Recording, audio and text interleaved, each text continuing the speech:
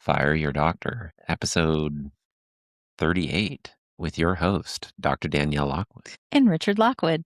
Hi there. Hey, Welcome. I'm not a host. I'm a resident guest. Yes, a resident guest, as I we've said before. It's So less paperwork. we are on part 3 of Okay. Reclaiming the Bedroom series. We're going to be talking about when she doesn't feel like it. So we're actually going to go into a little bit more about female desire today. And it's not an episode about blame, shame. You should be doing it like this. You should be doing it like that. It's about understanding how female desire works. You get to get educated about it today. Oh, wow. And does anybody really know how it works? No, not even females. But we're going to try to bring some science into it, and we're going to try to bring some of our own experiences with it from a male perspective, from a female perspective, and from a doctor perspective. So that's what we're going to do. So we are going to talk about, first of all, we'll put it into females. They're a little bit different than males. Did you know this? I'm learning. Good answer. Good answer. So men often experience a spontaneous desire, I would say. It can come on very spontaneously. Women can at first. Maybe. Yeah. Maybe, but they're more responsive. That's true. So they experience a responsive desire. What do you respond to? Touch, kindness, a good look. Oh. Let's see. Novelty. We like novelty as well. So if you're saying at the beginning of a relationship, it's mixed with that excitement and that the novelty of knowing somebody new, but mostly getting to know somebody and learning about somebody new. I feel like there's one element that you're missing, and that would be like female desire is space. Okay. So like room to feel that way. And there's an element of like respect. You know, I can tell when I accomplish something and you're just like, wow, honey, you really carried yourself well in that situation. Or just like, nice. Like sometimes like maybe you have a flat tire in a snowstorm and I changed it and you're just like, yeah. Like just little things like that seem to make a difference as well, as far as you and your kind of desire level. Yeah. Well, I think females are attracted to competent males. Yeah. Okay. Sure. Competent. Yep. Yes. Yes. There you go. Well put. Yes. So what does responsive desire mean? Well, it means connection first. Okay. We have to feel safe. We have to feel like we're not going to be harmed in some way. We need somebody who has some sort of emotional attunement first, although we kind of make a joke about like there's men, or at least how men are portrayed on TV, that they're just completely checked out Fred Flintstones. You know what I mean? I think men in established relationships are. Okay. But at the beginning, there's more emotional attunement. I would say like there's but there's also these like kind of mixed signals. Girls really like that because it's interesting. It's just like, what's he really thinking about? And it was like, well, it ain't you. And so there's this element of just kind of mixed signals and just kind of, oh, it's complex. And so this idea of like solving something, like I can't figure this guy out. You know, there's that element. I think let's definitely talk about the initial courtship and like meeting somebody versus getting into a relationship with somebody. But yeah, there's a lot of like stereotypes of like men in like established relationships though, and most of them are negative and very unattractive. Well, I know. Well, like the dad in the sitcom, and it's like he's overweight. I don't know how to do anything. Yeah. That kind of thing. Just that. But I think it's an interesting point because we'll have conversations with people. Obviously, they will tell me how their marriage is. You know, maybe they'll say great things, maybe they won't. But what they might say is, I knew we weren't a good match from the beginning. And I'm always like, the beginning, like the first date. It might be revisionist The second date, the third date after you got married. Like I really try to narrow it down because what is the usual answer when you press on that? Most of the time, you know, we see a predominantly Christian population. They will say it happened right when they got married. So right after the honeymoon, kind of. That's probably the most common. I heard actually, I don't know if it was a sermon or like whatever, but the punchline was, the name of the sermon was Why You're Always Going to Marry the Wrong Person. Okay, good punchline. And actually and it's like, oh, we're going to click on this. And it's like, anyway, the net is that you're always going to marry the wrong person because there really is no right person. And as soon as you have somebody that exactly fits exactly what you want, there's no mystery, there's no push pull, and it's no longer this kind of like dance where you have to give and you have to take and you have to like just all of that stuff. There's no, and then there's just no movement. And so sometimes a little bit of that friction is part of what actually makes a relationship interesting and passionate. Yeah, like dancing. Like a dance, and it's like, in that dance, it's like if I'm just kinda walking around a room, like, mechanically where I think we should go, Mhm. it's like, I'm gonna step on your toes and you're gonna be mad at me. But at the same time, if I'm not ever, like, kind of taking a lead and you're never really having to respond to my tone and my emotion and my movement and passion, you're just like, "I'm just bored." You're just kinda dancing with the air and you don't really stand for anything. And so that's kinda what you might come back with. And so I have to balance that. Yeah. Well, I think I'm always Oh, I'm always very inquisitive too as to why did you marry this person? You know, especially the way people kind of come in after they've been with somebody for a while. It's just yeah. awful. You're like, you never loved them. You never wanted to be with them. They were never a good match for you. I'm gonna ask you 2 questions. Number 1 is, what's my thing about, it's a Friday night versus Monday morning? Then Mhm. number 2, what was the marriage advice that you gave a very mysterious couple that will remain It anonymous? will remain mysterious. Okay. What do you want me to start with? You want me to start with, Either one. okay, the mystery would be never give her everything she wants. Huh, and why not? Because if you do, then she will take more than you ever wanted to give and Yeah, leave you with nothing but ultimately get bored and too. also get bored and then break up with you. Yeah, so it's like all of a sudden she's like, "Okay, I got everything I wanted, and now I'm miserable." Right. But also there is something to, like, the pursuit and just like, when's well he didn't really call me. Is he at work late? Is he this? And so there is a little bit of that. Yes, but there is a difference between that and just playing games with somebody. Absolutely, and that can be very and I think that's kind of like the thing where you can get there in a healthy way by leading an interesting life. I'm trying to remember what episode we talked about attachment theory. And then the Friday night versus Monday Yes. morning. Yeah, so but that goes with attachment theory is what we're Yeah. talking about, because if you're an avoidant attachment, it Mhm. means you are going to, as soon as you get what you want, you're going to, well, dream about the thing you used to have.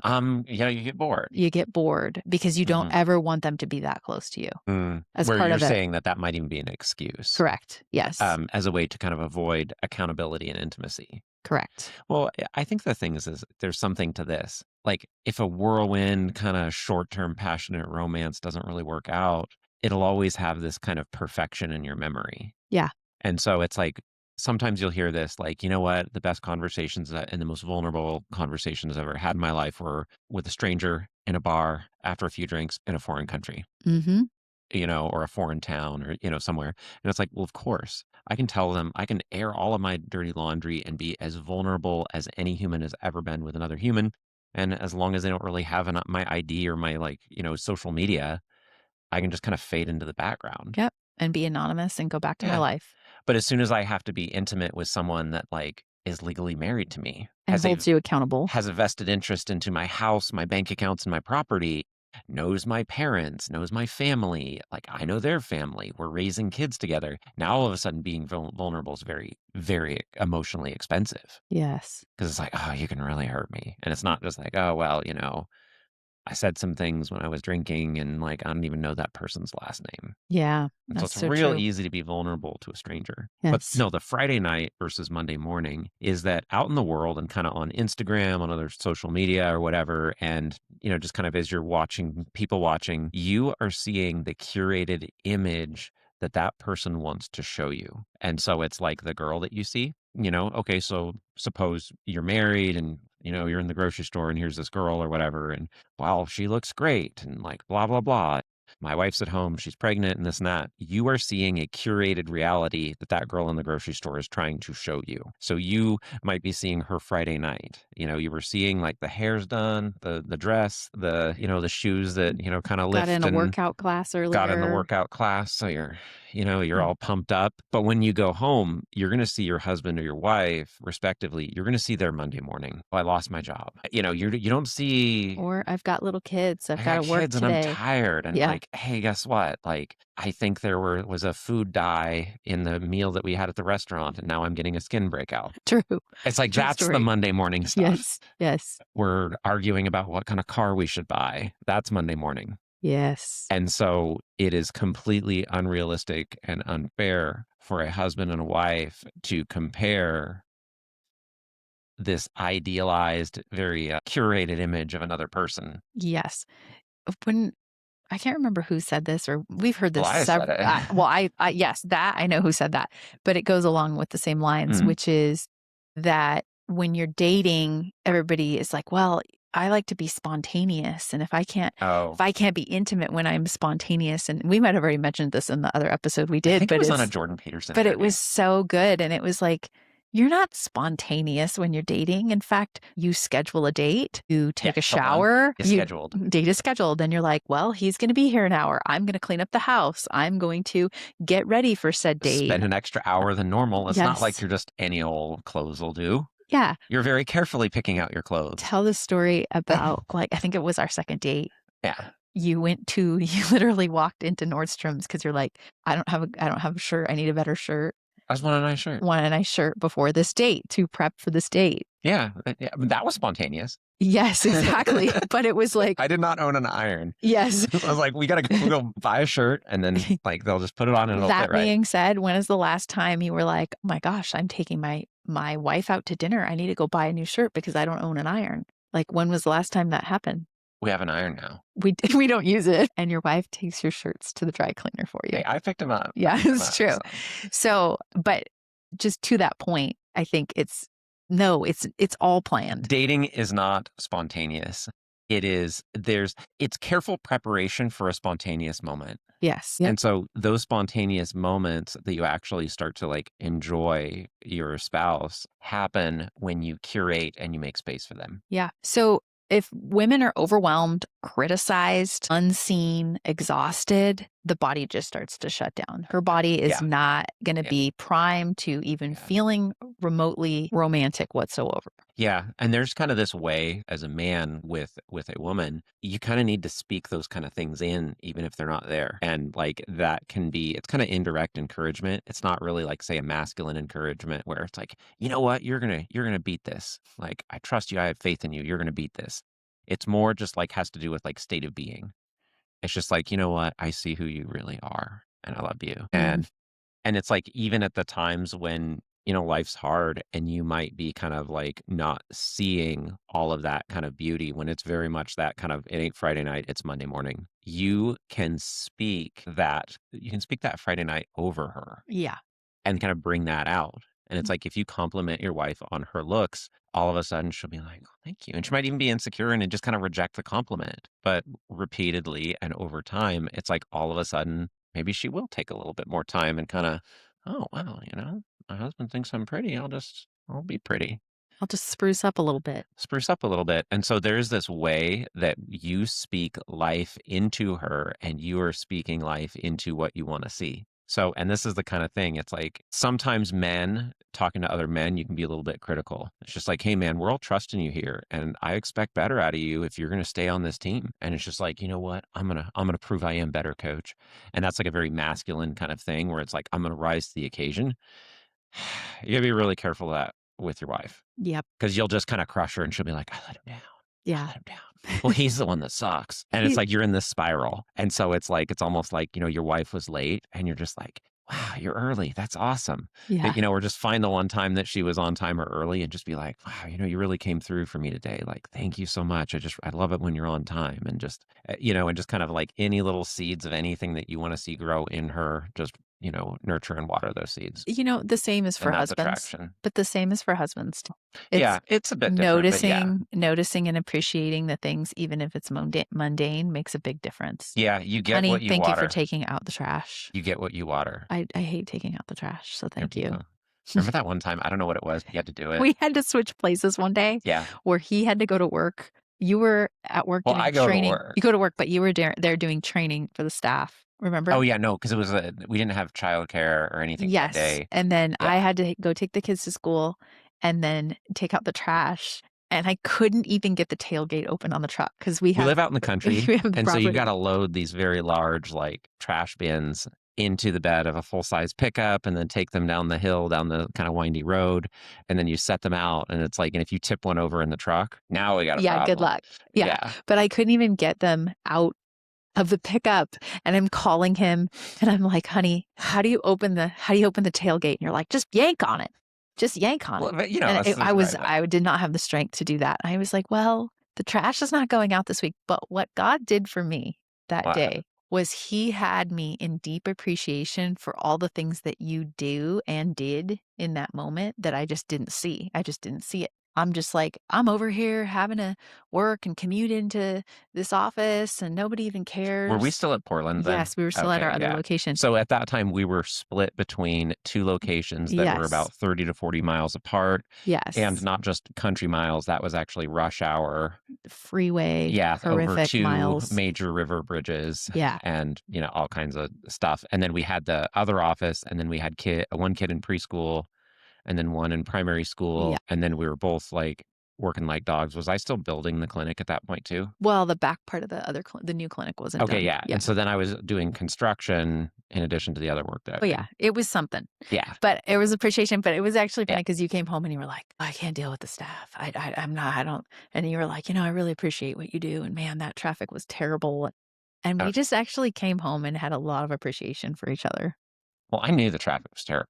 I mean, I didn't know the tailgate was so terrible, so It's not. I mean, it's something. it's something. Okay, so let's go back. We'll talk a little bit of science Female here, desire. but I wanna talk about hormones because women will come in, "My hormones, I'm perimenopausal, I'm menopausal, I'm postmenopausal, I'm Mhm, premenopausal," all the stages of the hormones, okay? sure. But it's very important to know the different hormones involved. There's some that are even missing from here that I would put in.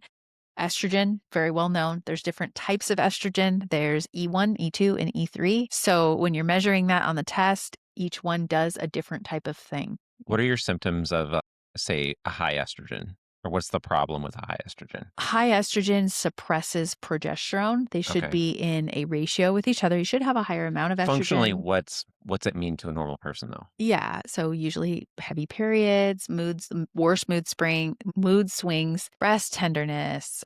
They even might have things like hot flashes, temperature regulation issues, people gaining weight, I mean, losing weight. What else am I missing? Liver congestion, like a lot of other kind of they have issues with alcohol or they have Okay. issues processing other toxins because they're so full So of estrogen. like, Higher risk of breast cancer. weight gain, mood swings, hot flashes. Well, you can get hot flashes also from low estrogen as well. So you can't win. Like, yeah, it sounds ambiguous, like many Yeah, things in this. totally. So estrogen in regards to like intimacy is going to help support proper lubrication, specifically Okay. estrogen 3, E3, estriol is what it's called, mood in general, and then the ability to be receptive to your partner, Hmm. like being receptive. What do you mean by like, emotionally Like receptive or physically? yeah, like physically wanting them to be near you.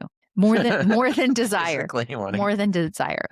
Progesterone helps you be calm, it helps with sleep, and it Mhm. helps with nervous system regulation. So cortisol is a stress regulator, we've talked about that quite a bit. Cortisol will rob progesterone. When there's not enough progesterone, we then start to see an increase in estrogen, which then causes that estrogen dominance, okay?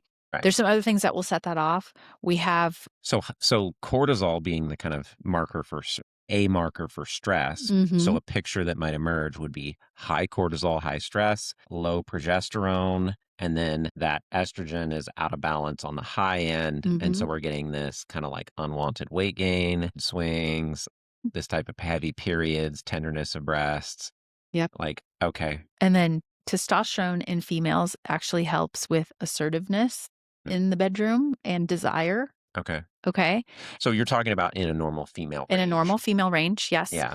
And then thyroid will be more like energy, okay? And it'll be Mm, more like it obviously can control temperature, heart rate. So as okay. you're going towards, say, like orgasm, things like that, thyroid might get involved in some of that too. Cortisol, stress regulator, low progesterone, you're going to see anxiety. You're going to see poor sleep patterns. And the low progesterone. goes with the high estrogen. Typically high estrogen, okay? Okay. Unless you're postmenopausal, then So both of them drop out. high cortisol, high estrogen, low progesterone. Yep.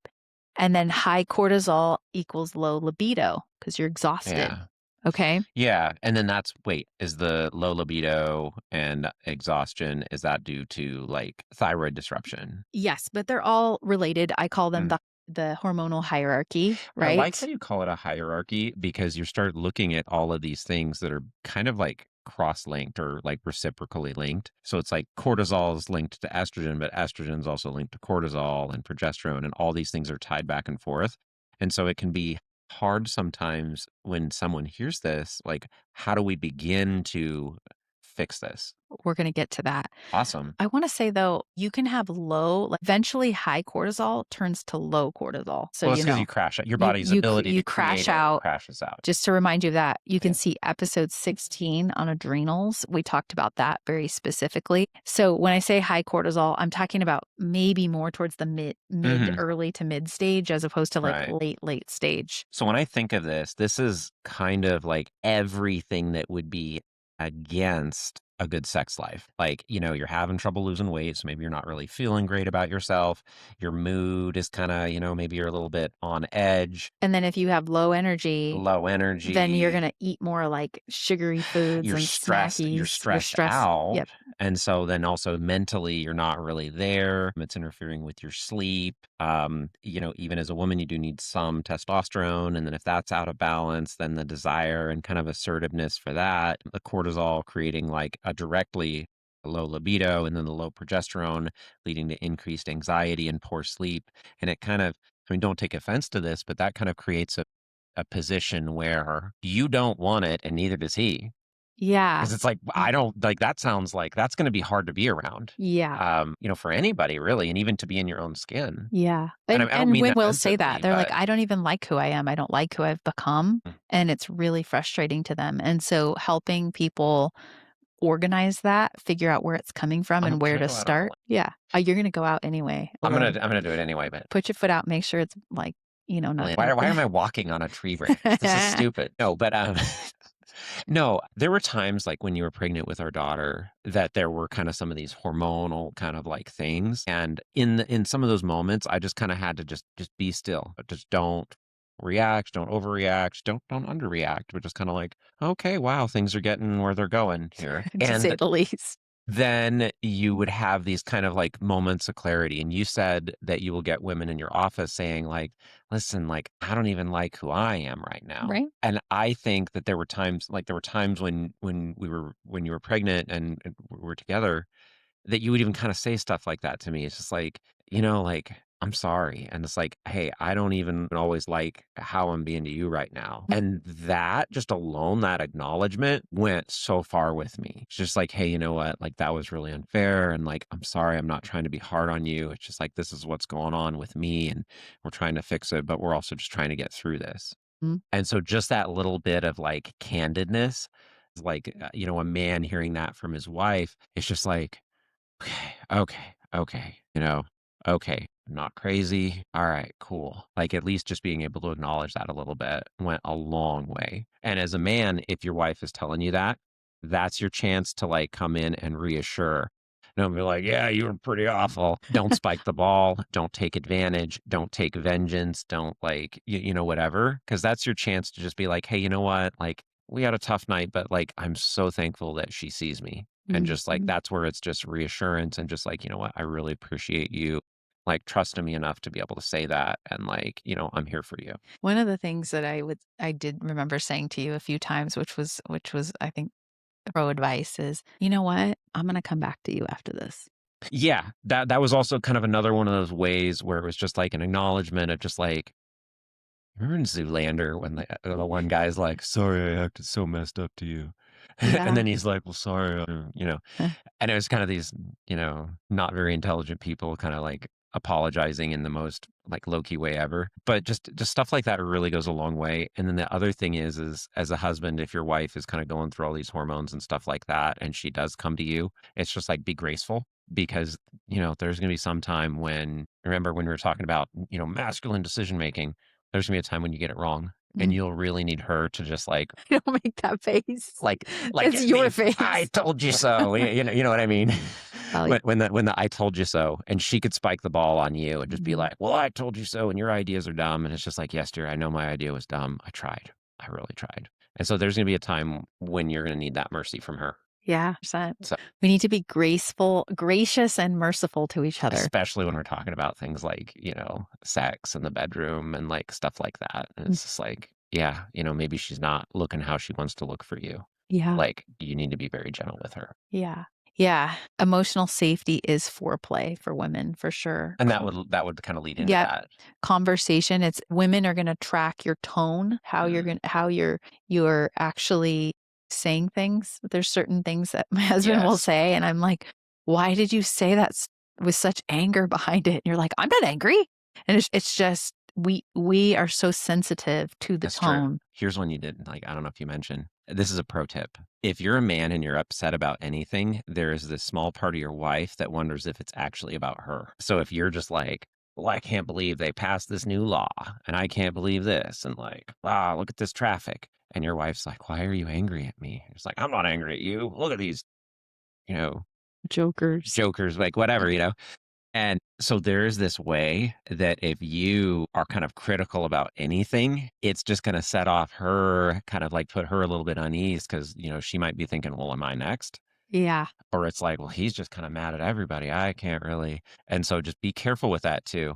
yeah, If you're critical of anything, that she'll be worried that you're going to be critical of her next. yeah, that goes with it. I'm like, I'm not even talking about So you. so women track tone. Yes, tone about anything. Anything. Yeah, they track consistency. Well, you did this then, this is a pattern, Mm, uh, and then we go, "Whoa, this is out of the pattern. What's going on?" Right? mhm. Which then leads us to insecurity, right? What's happening? There's a way that breaking a pattern up a little bit can be a benefit if it's like a spice and if it's in like a positive way that's not too Yeah. crazy. Emotional presence. They track emotional presence, your ability. Did you hear what I said? Yes. They also are very good at remembering unresolved conflict. They have a memory for it. Some of that's on you to forgive. Well, it is Some of that's forgiveness. forgiveness. Absolutely. So if she feels unheard or criticized, especially about her physical body, I think that's something women are we're judged on our bodies and our appearance from the time we understand words. It's kind of like, it's almost, I'm going to advocate for women here for a second. Okay. I'll let you. You really can't win because if you're not pretty enough, you're going to have a hard time. But it's like also if you're prettier than somebody else, you're going to have a hard time too. Yes. And it's just like, I don't know, let me just the weirdest. Remember George Costanza on the old show, Seinfeld. Seinfeld, there you Yeah. go. How he was just like, "Well, I don't like her. Well, I don't like her." And She smells like soup. it That's was what just he like the said. weirdest kinda reason that's just like, you just made that up. Yeah. Yeah. You know what I mean? And so it's just like if you are like a really pretty girl or if you're like, seems like you're going somewhere in your life, the girls are gonna be jealous of you and then they'll be hard on you too. Yeah. Absolutely. Yeah. So I could see where that'd be a really tough place because it's like you can't really win, but you also can't really lose either. Yeah. And so you're just kind of squeezed in this vice. Yes. So if she feels unheard, criticized, we're burdened, right? Hmm. Or alone in responsibility, her nervous system goes defensive, Hmm. and a defensive nervous system doesn't really feel desire, The operative word in kind of list was feels.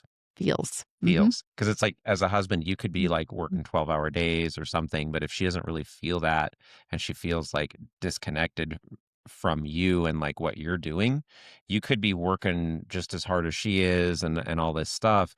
But if she doesn't really feel that and she doesn't feel like you understand what she's going through, um, you're gonna have a problem. Yeah. Well, that goes with communication, right? Conversation is going to set the tone. So we have this thing. This is actually kind of a pro tip. Women have a hard time changing gears. So what you have to do is you actually have to have your bedroom persona versus your outside of the bedroom persona. Hmm. Okay. So, like outside of the bedroom, you might be, mom, you might be, in my case, doctor, you might be daughter, you might be all these other roles. But inside the bedroom, I'm Danielle. I'm your wife. Hmm. Sometimes I'm like your girlfriend, like It's the same it's the person. same person. Danielle has fun. Yeah. She's there to have fun. Typically, I like to laugh. That's Yeah. the way to my heart, right? Yeah. And it helps me to get relaxed enough to Yeah. let off the brake pedal, right? Even Have if you you described the brake pedal analogy I to did people? in the other episode, but let me go Okay. over it again. Thank you. This analogy comes from a book called Come As You Are, and it's about female sexual desire. There's some things in the book I can't co-sign on, but the science in it is very good. And she talks about the female libido being a two pedal system with a gas and a brake. And you might have enough gas, meaning your hormones might be fine. But if you are overburdened, criticized, and all these other things, you're going to put the brakes on. And so you might functionally be able to have an orgasm and connect and have sex and enjoy it, but you won't because are trying to push the brake at the same time as the gas, and it just doesn't work. So part of the way to take off the brake so that you can see if the gas is going to work is to laugh, is to put on some romantic music, is to create a space and be in another mindset outside of the responsibilities of your life. Yes. Very important. Yes. And I think one of the things from that book is she described it as there were kind of these, I don't know if they're strictly a personality type or just something like that, but what she noticed in her clinical practice is that, It was actually through research. Yeah. well, there were certain types of people that, primarily well, like women, that Yeah. would have kind of, she described it as the small gas pedal, big brake, Yeah. or less common, big gas pedal, small brakes, or kind of like big gas pedal, big brake. Uh-huh. And like meaning that there's certain Or all people, gas, no brake. Very rare, but very rare, but like, yeah, and then you would see this kind of sliding scale of like basically how quickly and how apt or whatever likely is this person, is this woman likely to get into a state where they are open and receptive to a sexual encounter, mhm. right? And so kind of knowing yourself, just like, I've got a lot of breaks. It's going to take a little bit for me to like, let the brakes off and really explore this. And then just understanding that and making it okay. Yeah. And then also just talk to your husband. Does Yeah. he understand this about you? Well, do you understand it about you? And then teach it to your husband. So it's important. Hey, I actually feel like I want you. Mentally, I Or even want I you. want to want you. I want to want you. I just feel overwhelmed. I feel overburdened. I feel exhausted. I feel this. I feel that. Yeah. But then also, you have to do something about that. You can't just keep saying that over and over and not go do something about it. Number one, figure out if it is the hormones. If it is the hormones, that might be a gas Get a issue pa- get too. a get a panel. Get a blood panel. Yeah. Check these things out. Work with a doctor who's going to really look at these things and Mhm. help make sure it's not the gas itself. And then after that, have some conversation, make some jokes. We have some very fun inside jokes that will help cue us back to when we've had a good time before, and it helps us get in the mood. I think also there's like, let's talk about flirting. Okay. You said that you have this different persona when you get in the bedroom. There is a way that you can almost start like kind of, just throwing out a couple teasers, as in there was like, I think it was a book that might even, it's from the 80s or 90s, and it was said sex begins in the kitchen. And then we're talking about something weird.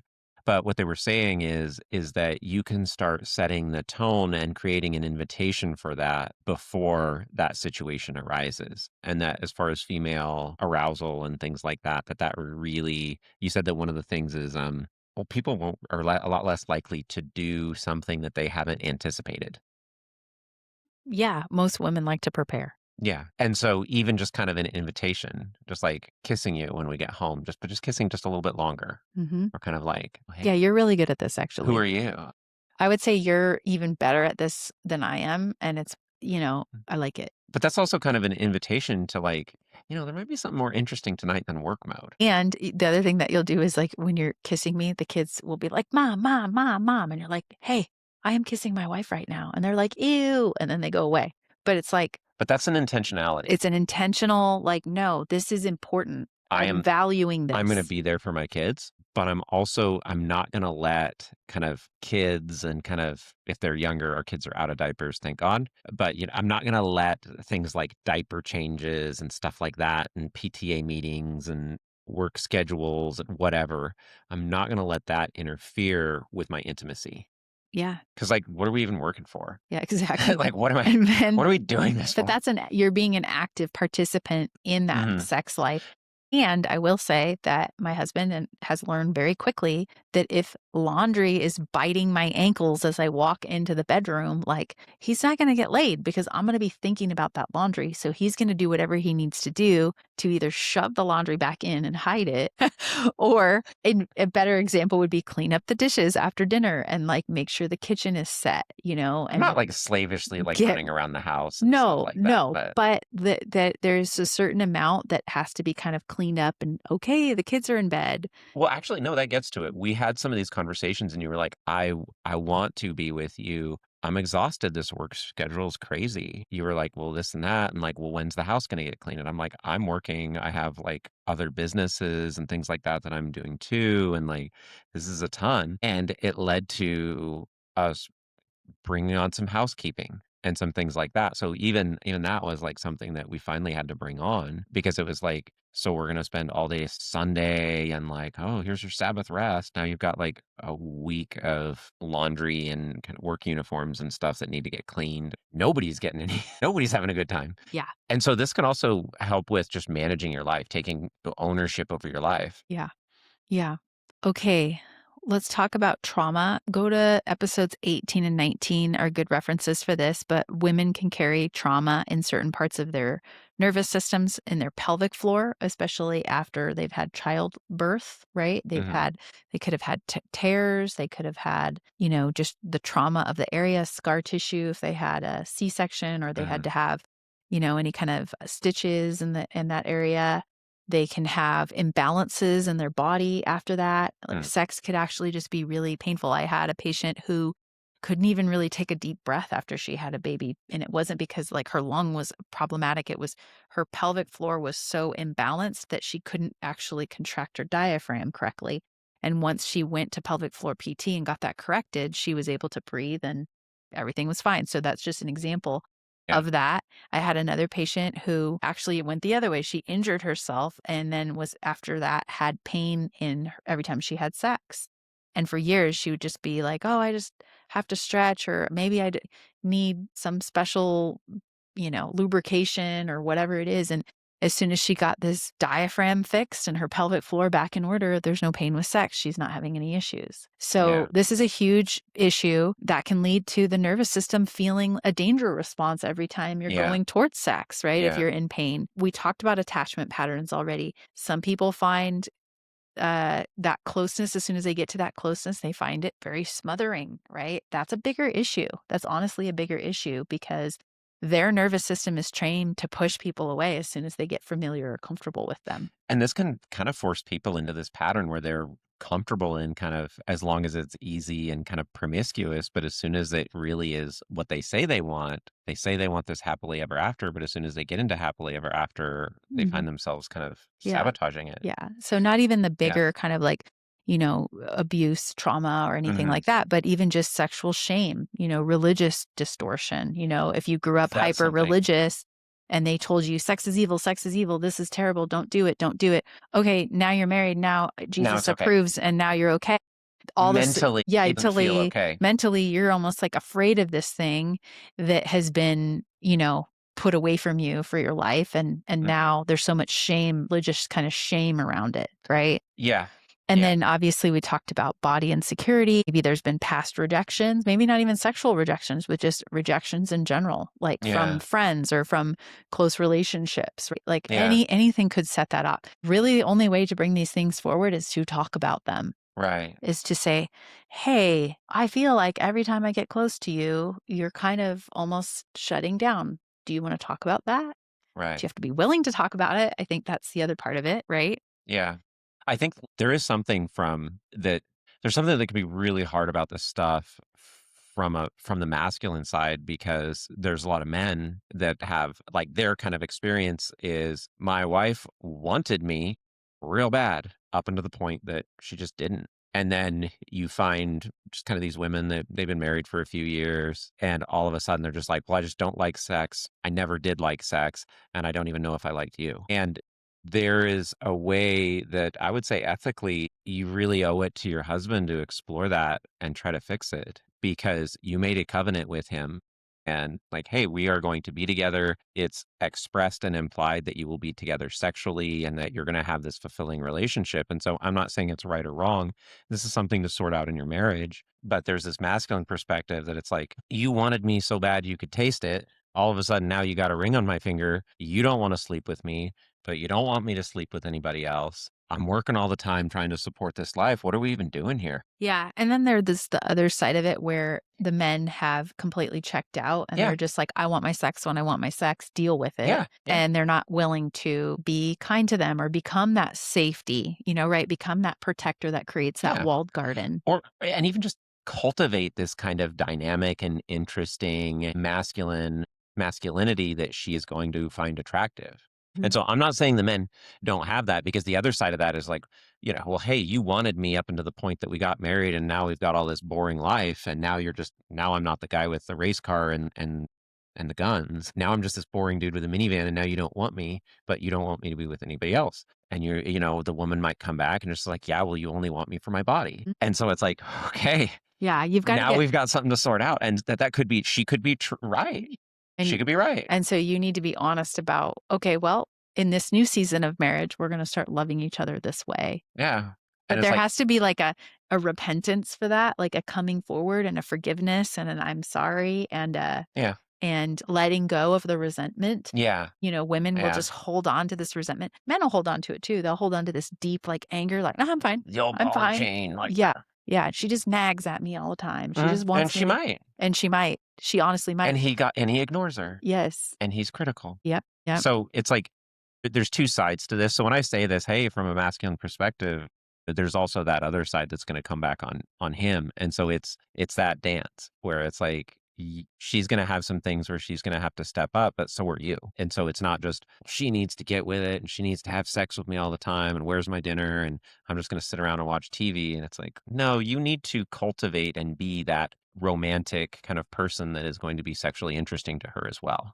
Yeah, it goes both ways. So yeah, I'm just saying it goes both ways. I'm gonna say this because we're talking about the women today. We've talked about the Yeah, men I in the know. last Sorry, episode, I'm but off. I wanna say modern women, they're working, they're managing schedules, they're running their homes, they're the emotional regulators of the family. They're in that chronic depletion mode. They tend towards the low libido, okay? It's true. Add in things like blood sugar swings. I see a lot of women who don't eat and then they kind of gorge themselves because they're too busy running around, driving kids around, doing this, doing that. They don't eat. Um, and then they overeat. And then they undereat protein because it's Yeah. harder to get a hold of protein. And then they'll either not exercise or they'll over exercise. Like I see it both ways. Mhm. And then their sleep gets dysregulated. So they're not sleeping. Mm. It's just very difficult to be receptive and depleted at the same time. What's way out? What's that? What's way out? What's the way out? We'll get there. That's the last section. I'm just We're saying. going to talk about the cycle. I'm going to go back into some science for a little bit here. Okay. There's different phases of the menstrual cycle. Each menstrual cycle and we're coming across this is on a normal 28 to 30-day cycle, right? So just for the men out there, if you want to know, day 1 is the day they start bleeding, okay? Day 28 to 30, again, through that is the day they end. So the day right before they stop bleeding, okay? So the first part of the first part of the phases is the follicular phase. You're going to have rising energy. Okay, so Mhm. that's right at day 1 or right after the period starts. So usually you'll see this like day 5. Okay, so Okay. bleed to day 5. Then the ovulation phase is peak desire. That's Okay, so true. that's mid cycle. Then you'll have the luteal phase. So that's kind of the 3rd week. And that'll be more like nesting and emotional processing. And then the menstrual phase, when they're actually bleeding, they'll have a withdrawal and they'll have a reset. They'll want more sleep. They'll feel even lower. So expecting libido to be consistent across that cycle is unrealistic. Okay. Men, you must understand this. Yeah. Can you speak on this a little bit from your perspective? Because you're actually pretty good at knowing. I can smell it and taste it. Yeah, like the I mean, pheromones. TMI. No, but Yeah. not just on like my wife, but I'm sometimes you're just out in the world. I'm not that I'm acting untoward, but just, somebody walks by and you can just kind of smell them. And so you can smell like female hormones.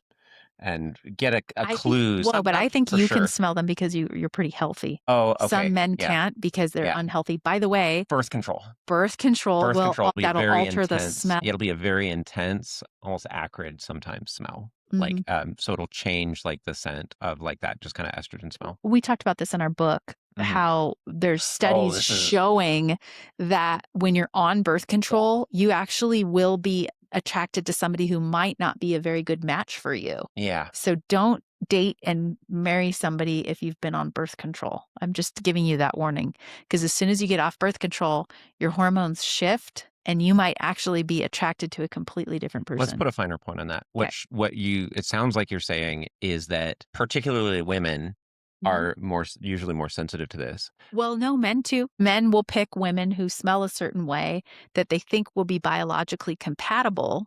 Now, again, But women will they smell a woman on birth control will smell differently. will have a number one, she will smell different to men, but she will perceive men's scents differently. Yes. And so the body is saying, if you, so you're a woman, you're on birth control, hormone birth control, your body is kind of thinking it's already pregnant.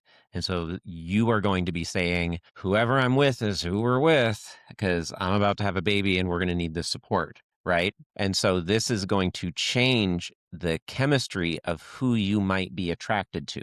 And so if you are dating and meeting a man while you are taking that birth control, you might eventually stop taking that birth control because, hey, I got married to this guy. We have this great thing. I'm trying to have a baby, and find yourself chemically less attracted to his natural smell. Yes, and there's also something called major histamine compound that when I learned about this in immunology in medical school, I was like, whoa, that's cool. Where we pick up who we are biologically supposed to be with, meaning Yes, genetically your attraction to somebody's smell may be, actually can be influenced by the way that person can, would be a match for you. yeah, would be a proper match.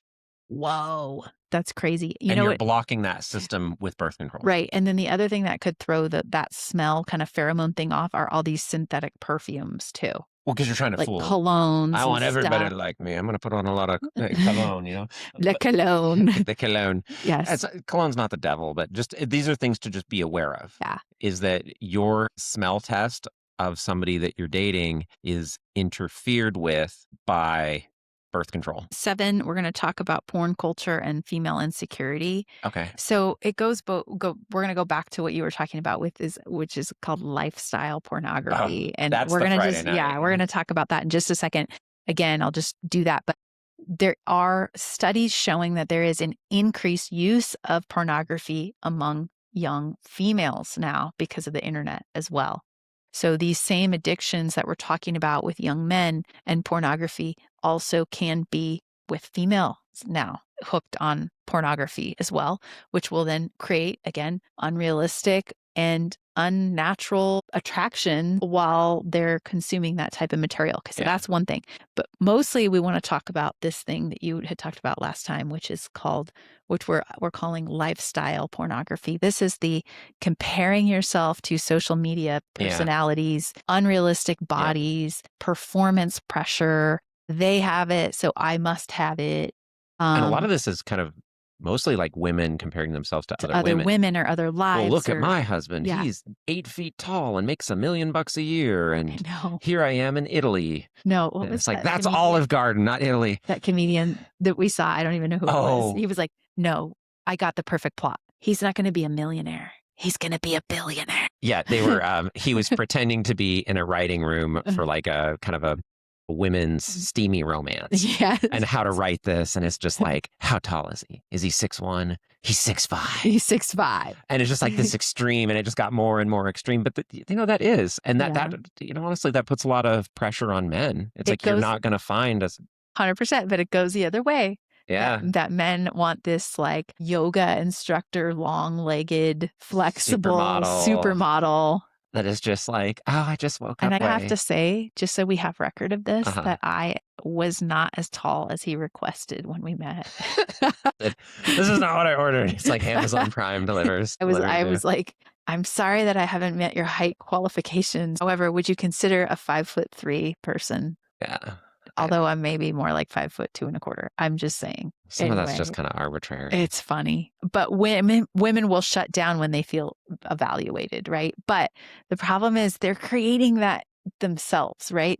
Mm. They're creating that by creating that comparison trap all the time and then feeling inadequate Yeah. and then looking at their schleppy husband who Hmm. drives the minivan or does this but isn't Hmm. loving enough or isn't, well, so and so's husband brought her a dozen roses for every day of the week. What she didn't say in that Instagram post about the dozen roses is that he's apologizing for an affair. Yeah.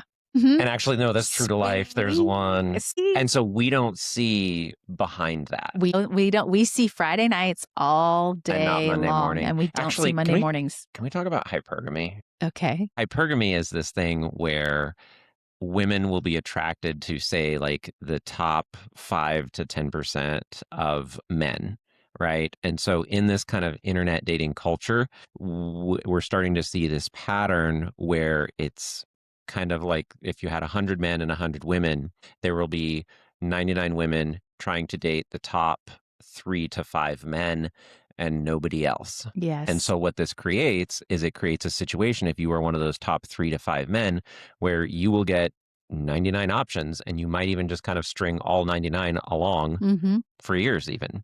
And then you are spending in the culture they're spending their reproductive years on something that really isn't ever going to happen for them beyond casual. Mhm. And so it's like you're never going to get the ring. You're never going to get this. You're going to give your best years to him and he's going to have 99 other of the kind of his pick of the litter to eventually marry if he even wants to ever. And at that point, we're seeing this pattern where women kind of hit this, they're 30, then they're 35, then they're 40, and then they're told, well, you're a geriatric pregnancy. And I don't even know if this is going to happen, even if you spend $100,000 on an in vitro.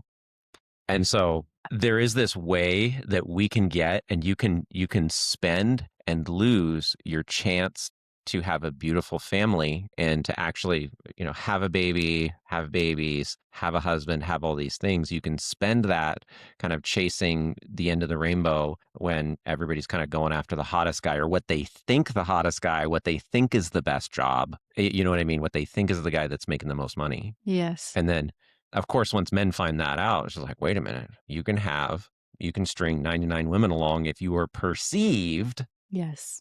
as one of those top 3 to 5% of men. And all of a Yeah. sudden, it's just like, okay, well, I'm just going to lie about my job, get a fake degree online, and like get a car on payments that I have no intention of ever paying off and Yeah. lie. God knows the heart. Yeah. But people So, don't always. but people don't. And there's hard lessons there that we don't need to go into right now for both of our lives. I'm So, not talking about us. well, not us, but experiences that we've had and also stories that we've heard. Now you're talking about us. Yeah. So we're going to land the plane here, All right. but we were talking about how do we rebuild female desire from practical steps. Okay. So stabilize the blood sugar. Yeah. Hey, how about that? Get off Instagram. Yeah, get off Instagram, please. And that goes with that last one too. Lift weights. Yes, women too, you must lift weights. It's good for your insulin. It stabilizes your blood sugar. It helps with your testosterone production. It gets your body to relax. You actually, after you've had a weightlifting session, we lifted weights this morning. Put the timer on 20 minutes. Go lift. And it was great. We felt great. We felt more awake afterwards. Yeah. It was good. Protect your sleep. Yeah. Here's looking at you, kid. Why? Resolve conflict before the bedroom, right? Save your conflict and resolve it. If you have to put, having sex that night aside so that you can actually have the real conversation, you'll have better sex. It'll be That's better. true. Emotional check-ins need to happen weekly. Yeah. Jordan Peterson does 3 hours of dancing with his wife a week, which is a little ambitious. His children are also out of the house. So, good for them. Touch without an agenda. Just lovingly touch each other, kiss each other, rub each other's arm here. I do this with them a lot. Sometimes I hate to tell, our patients that are listening, sometimes I'll give them a little kiss in the back at the office. Uh-oh. Yeah. Or even in the lab. Don't tell anybody. Yeah. And remove phones from the bedroom. Yeah. We don't have phones at the dinner table either. That's another rule that we have. It's just put it away. Yeah. It's put it away. We don't We don't take out our phones when we're out to dinner with each other, Yeah. Sometimes there's mechanics where it's like, "Hey, you I gotta know, answer this," but or if we're having a work meeting. Yeah, sure, there's other it's things. not hard It's and not fast, 100, but but we try yeah, to do that, and we're conscious of it, yeah. and we call each other out on it. "Hey, That isn't as it you're being yes. phony." That's what we'll say. Yeah. "You're being Phony. phony. Please don't be phony. And Don't it's be we're not funny." mean about it, but there's kind of a thing where if you're on your phone, it can be easy to just kinda, "I don't know, I'm just looking at my stuff." But if you're the other person in that, it's just kinda like, "Hey, listen, I'm here. Who is this? Great. I'm happy for their cat." And so we've established a language in our relationship where we can just kinda say, "Hey, come on, just be with me for a minute," Yeah, and not take offense, and then it's on that person to just be like, "You know what? You're right. Hey, I'm putting it away." yeah. So, female desire is not sinful, it's sacred. I love that. Can you read the Song of Solomon I was gonna 1? say on the rebuilding desire, Yeah, ask for what you need. ask for what you need. Ask for what you need. I Oh, I you need cannot this camera to are we got in? it, I got it, We're in yeah. frame. So, Yeah, ask for what you need. ask for what you need and teach each other. Yeah, If you're in a marriage, you don't just like, they didn't come with an instruction manual. You actually have to tell them, "I like when you touch me like this. I don't like when you touch me like that. don't be mean about it. Don't be mean about it. Yeah. Really enjoy It's this." like, I'm trying here. And there's times I'm trying, we're climbing this hill and it's just like, we're trying.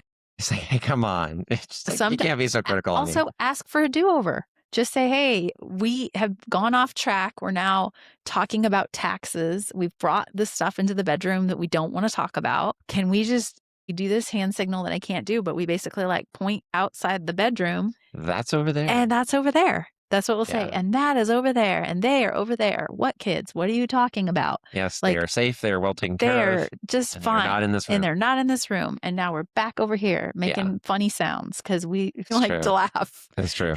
And We it's used to just actually watch comedy sometimes together if, yeah, we're just it's a lot going on in the world and stuff like that, yes. long days at We like work. dry bar comedy, it's pretty And it's fun. yeah, it's like Friday night and it's just like the kids are in bed, we've done all the things, we've been the Yes. parents, we did that, and it's like, let's just take a 20-minute palate cleanse and just laugh at something dumb. Laugh, laugh, laugh. Yeah, but don't get stuck in like Netflix land where it's like Yeah, 3 hours later and that's it's the other thing. 11. I do not recommend that you have a TV in your bedroom. If I you agree. have a TV in your bedroom, move it out of the bedroom. Yep, Make the bedroom for sleep yep, and rest and sex. yeah, And that's it. yeah. That's what it should be. And that sets the tone for your relationship and Intentions. your intentions. Song of Solomon 4:9, Sure. and then explain this to them. You have made my heart beat faster, my sister, my bride. There's a little bit in translation there. He doesn't mean sister like his actual sister. So that's something that in modern culture you might be like, well, that's weird. What he means is that this is somebody that is close to him and he has physical intentions, romantic intentions, but also friendship. Yes. So it's like you are like somebody that is just like that is my family. And Yes. so I'm close to you in the way that I'd be close with somebody that I'm just friends with. But I'm Yes. also this also is a person that just really affects me biologically. Yes. So, Desire inside covenant should be celebrated and should be enjoyed and should be sacred. yeah, this It's isn't something to just tolerate. yeah. This isn't something to be shamed for. This is something to be celebrated. And then this is also like one of these things that is very, very clear that that's also a spiritual warfare because we, the enemy, there's so much that's trying to make sex ugly, exploitative, and all of that stuff. And to reclaim the beauty of that in the context of a safe and healthy marriage is actually getting very, very close to God. And that's why the world hates it so much. Yeah. They just hate it so They hate it. much. They hate healthy. A healthy marriage is the cornerstone and the foundation of society and Mhm. families, and Yeah. the world hates it. Ephesians 5:21 says, "Be subject to one another out of reverence for Christ." That means it's mutual. It's not to be demanded. It's not to be controlled, that you are Mhm. submitting because we submit to God, and it's a Mhm. reflection of how he loves us. Yeah. Yeah, there's this way that there's kind of this mutual respect where it's like if my wife is feeling a certain way and I'm not feeling that way, to be a good husband is to understand why she's feeling that way and like how I can help her. And then likewise, if a wife wants her husband to be that way with her, then she needs to be understanding and receptive to his needs as well. So there's this give and take. It's not just like, well, my wife doesn't want to have sex with me and this is dumb. It's like, hey, why does she feel this way? How can I help her? And then she can also feel to him like, my husband is feeling he has these unmet needs. How do I explore those with him in a way that's respectful to me too? Yes, female desire doesn't disappear randomly. So it begins to withdraw if that connection is eroded, right? Yeah. So restore those things, restore the connection for men and for women, and those desire often will return. There's this way of the feminine spirit that is kind of like that steps outside of time. And this actually would be a place to maybe end if you want to. But you were talking about the women that will say to you, I don't love my husband. I'm not attracted to my husband, and I never was. And it's like, however, that feminine spirit is feeling at the time, it can get to feel like that's how you've always felt. Right. But that actually works both ways, because once you can start restoring that passion and restoring those feelings, then that's always how you felt. So it's just like, so basically, if you're in that position where it's like, I never loved this guy, I was never attracted to this guy, he sucked and he's always sucked, you can actually flip that and get to a place where I've always loved him, I've always been attracted to him, I've always desired this. Okay. Anyway, Yeah. that's kind of cool. One caveat, and What? we've said this in other episodes, we're not condoning that in response to, say, an actual abusive relationship, right? So if somebody's being physically abused or harmed in any way, or there's an Yeah, or like emotional infidelity, things like infidelity, that. It's like, it might those be are time to get things, out. yeah, those are things to consider and prayerfully consider getting out if that's happening. Okay. Yeah, sure. Yeah. Sure. Marriage is a covenant, and there are extreme cases that might break that covenant. Yep. Absolutely. Yeah. Well, thank you so much. This has been episode 38, and we will see you next time on Fire Your Doc.